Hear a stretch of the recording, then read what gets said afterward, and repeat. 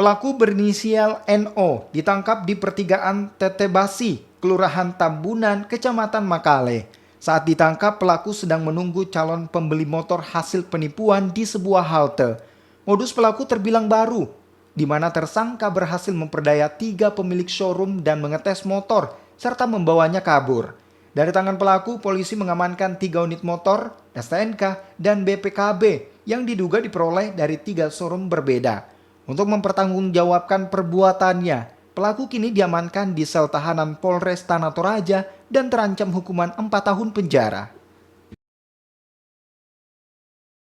Pada saat dia tes kendaraan tersebut, dia juga untuk meyakinkan pemilik showroom, motornya dia kasih tinggal, jenis Pixon. Kemudian dia mencoba motor dari showroom tersebut pergi dan tidak kembali. Sementara motor yang dijadikan jaminan, Pixon itu, motor sama juga yang dia peroleh dengan kejahatan, tapi TKP-nya dientrekan. Kalau pelaku ini sendiri kemudian melakukan aksinya sendiri atau ada komplotannya? Untuk sementara, hasil pemeriksaan yang kita lakukan masih mengacu pada diri dia sendiri.